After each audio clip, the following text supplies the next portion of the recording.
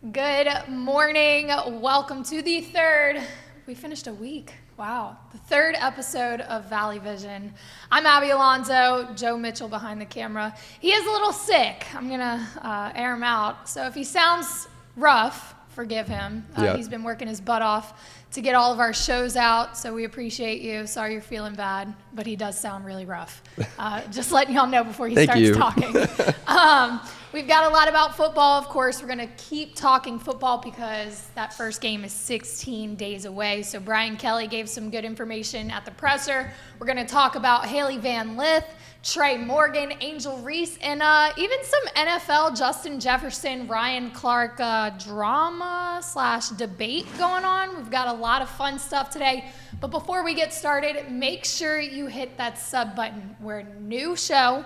We're trying to grow and make sure that you guys get the best content for all LSU sports. The more support we get, the more subscribers we get, the more we can do. Maybe that'll look like flying out to games and getting that kind of coverage down the road. So be here, support us, hit that sub button, and let's grow this thing and get it out there.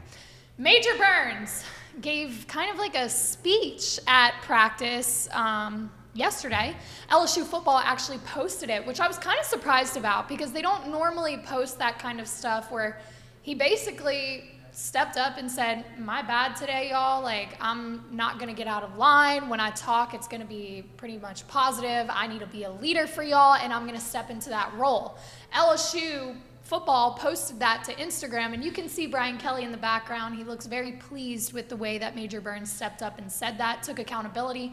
We don't know why he was saying that other than maybe some scuffle kind of thing happened at practice and there was a lot of mouthing off kind of thing. Again, no context, but it was good to see him, somebody who's going to be a leader on this offense this year, step into that role as a leader on the team, not just on the field, but for him to take accountability for whatever happened. It was nice to see. Speaking of Brian Kelly, he talked about a lot of things in his presser on Thursday. We know what's going on with Denver Harris, and he should be back for the scrimmage on Saturday if he can get things together. We know he was late for meetings and just kind of not doing his part, and Brian Kelly wasn't having it. So if he can get things straight, he'll be back for that scrimmage on Saturday. That'll be the last time the media gets to see the team before that FSU game. It'll be 60 to 70 plays, just kind of full-blown scrimmage to showcase what's going on and really get a good feel for what this team looks like going into the season. Brian Kelly did talk about the offense and the quarterback specifically. He's high up on the offense. He believes in them. He said that both Jayden Daniels and Garrett Nussmeier make a coach look good. Now, don't get ahead of yourself because, again, this is not full gameplay. He's talking about 7-on-7 and the drills and stuff. And I'm not knocking Jayden Daniels or Garrett Nussmeier, but he did say as well, on top of they can make a coach look good, they can also get you into bad plays but get you out of bad plays. He said the offense will have more control this year. He trusts them. So that's a good thing to hear from a coach going into the season, especially because of the pressure on him and the pressure on Jayden Daniels.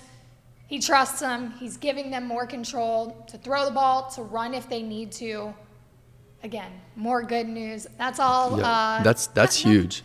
Go ahead. That's huge because if you look at Jayden Daniels, all the talent is there. Like there was a play in the Florida game last year where he aired the ball out down the right sideline for a touchdown. It was a deep ball, put it on the money.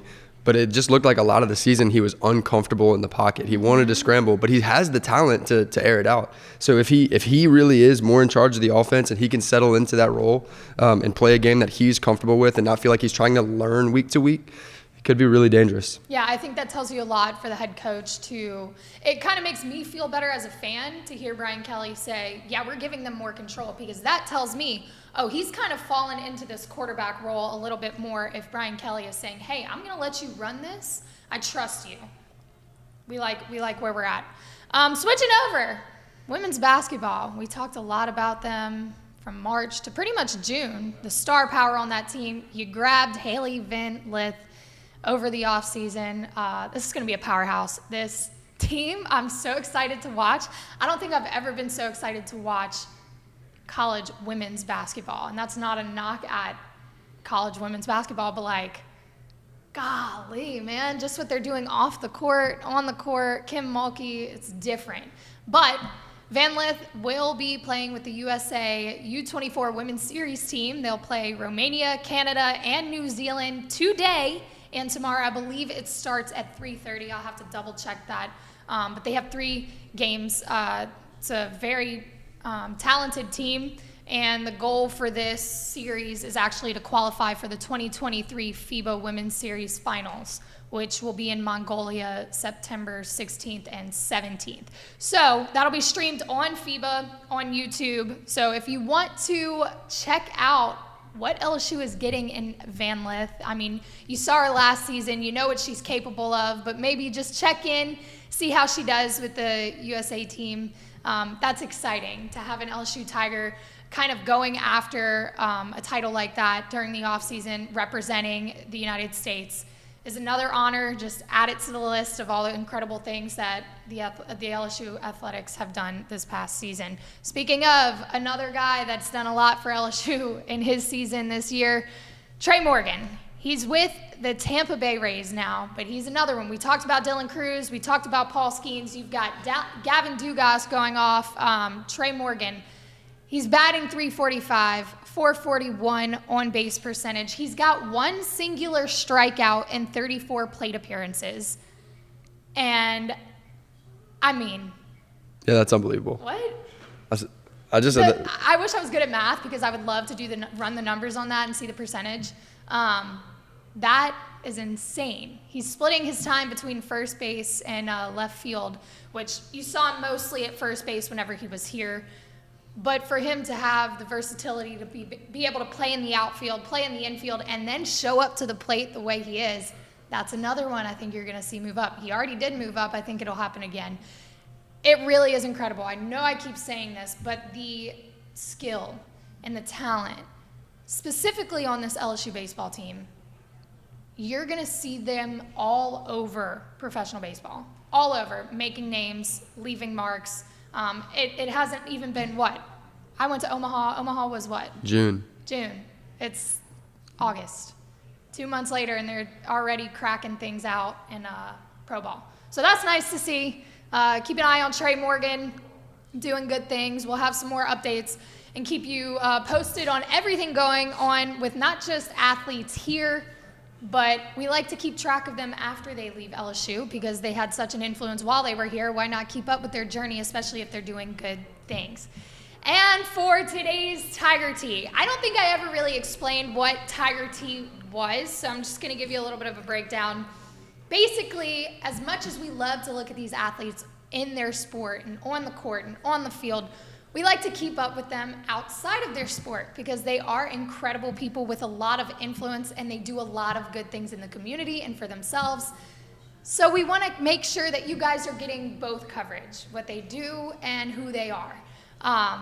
If you see something on social media, because we scroll and we make sure we get all the coverage, if you see something, tag at Valley Vision or use the hashtag TigerT. We're going to try to get that trending, try to get a thing going so that more people are aware of these LSU athletes that are out there making names for themselves outside of their sport. Somebody who's done that really, really well, Angel Reese.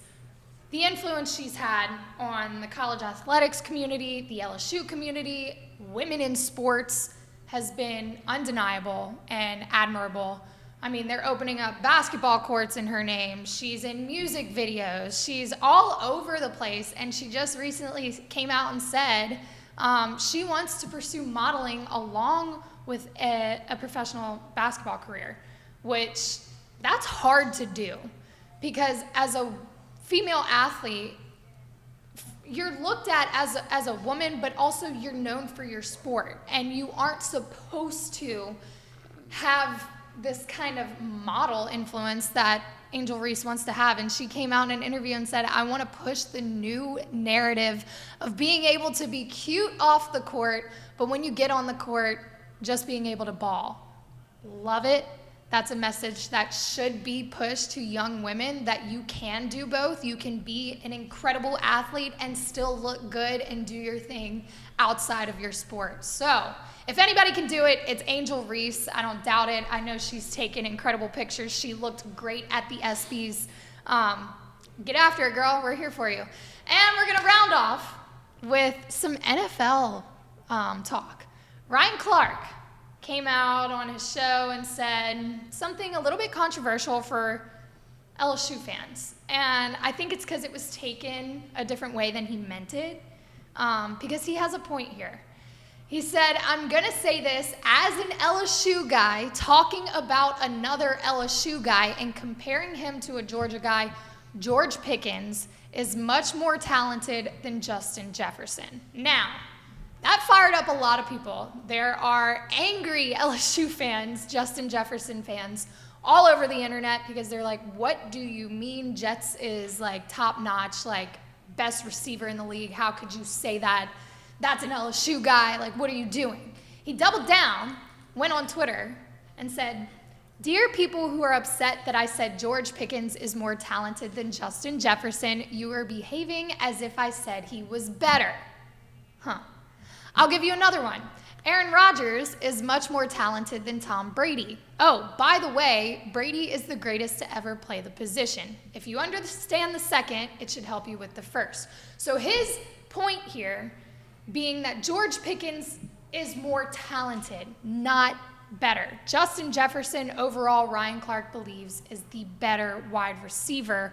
But he was solely talking about George Pickens' skills and what he's able to do with the Steelers and his ability. That was not he's not undermining Justin Jefferson. He is still very high up and believes that Justin Jefferson is probably the best wide receiver in the league. But he said it how it was, and that may be true. There are players out there that are more talented, but not necessarily better. We love Jets. We love Jamar Chase. By the way, they're going to be having a commercial come out. I don't know if you saw that, too.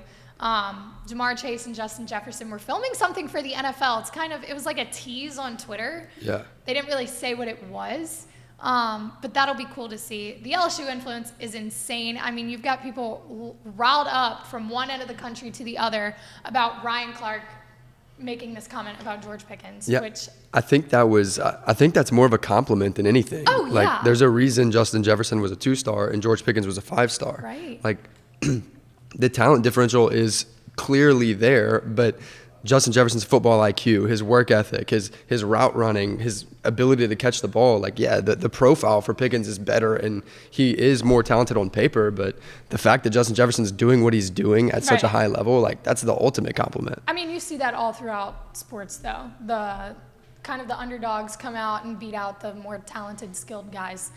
But yeah, that's about all we got today. We will be back next Monday, and when we come back, we will be about a week out from that first kick for LSU football season. We appreciate y'all. Make sure you hit that sub button. We'll see y'all soon.